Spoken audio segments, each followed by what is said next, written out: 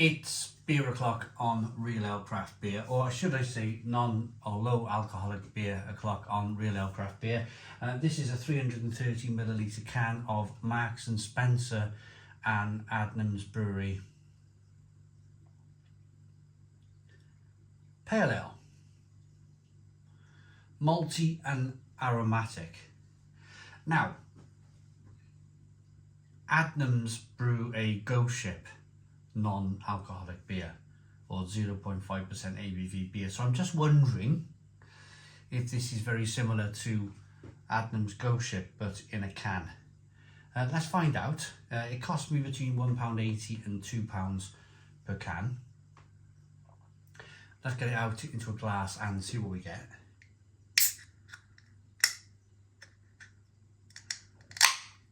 Pardon me.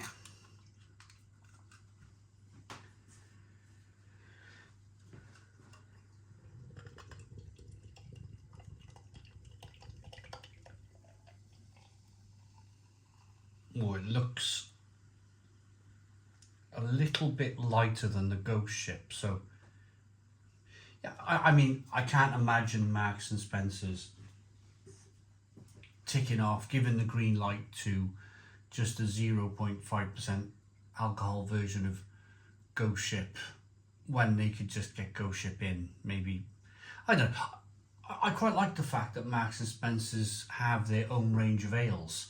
They're a bit like Aldi and Lidl always have their own beers. But whereas Aldi and Lidl are budget supermarkets, M&S is kind of like a little bit higher up in the kind of like, what do you call it? The scale of, it's a little bit more pricey, isn't it, Marks and Spencer's? But they're doing their own thing in terms of like beer, contracting stuff, and having their own, you see their own crisps, you see their own chocolate, beer, cider. Yeah, it's a very different play. I quite like it. I quite like Marks and Spencer. We've got a concept store in Cardiff, which it was the first one in the UK. It feels like going into a nightclub where you look up at the ceiling and all of the air conditioning units are on display and there's nothing kind of like sealed up. It doesn't feel like an old-fashioned 1980s department store anymore. It's got this kind of like, there's neon signs everywhere, and yeah, I quite like M&S.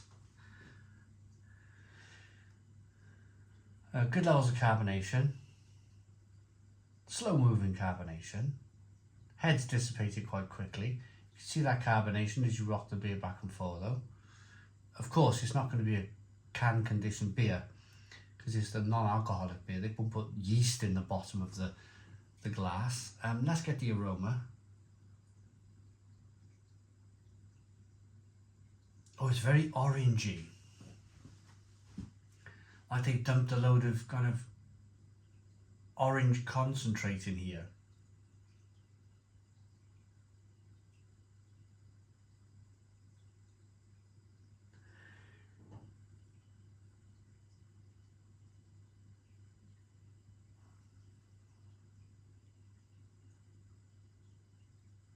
It's interesting. It's interesting. It's of course, I was about to say it's not very beery. Well, it's not anyway, is it? It's non-alcoholic.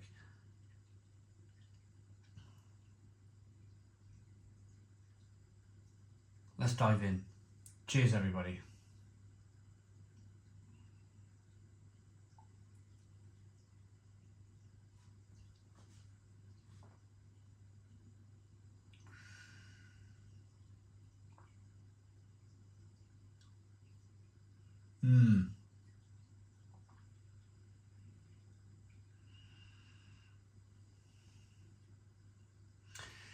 Yeah. Now, I just literally 20 minutes ago reviewed.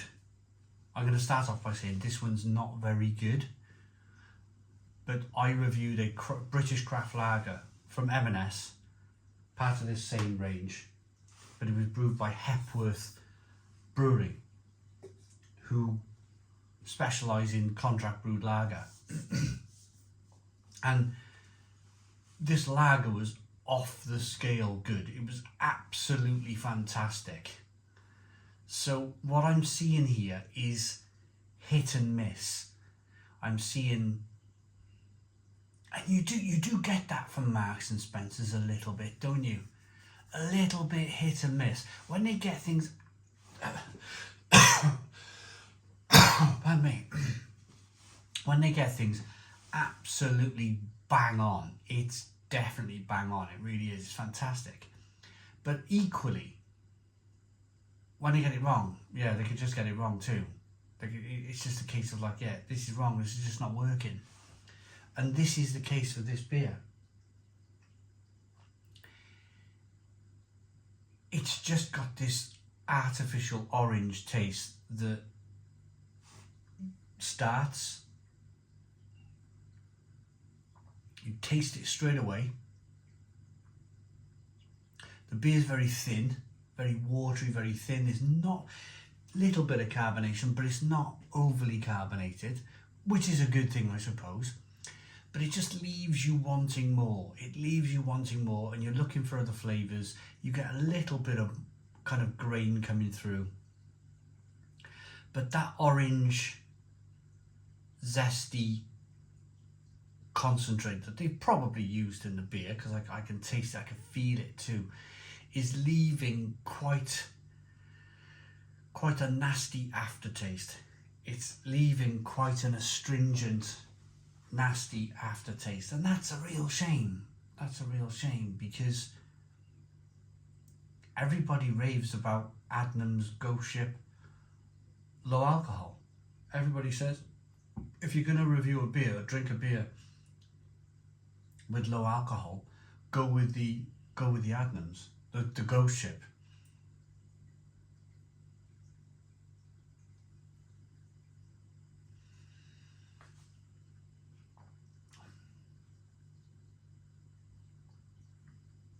Yeah, it's just astringent, bitter, astringent.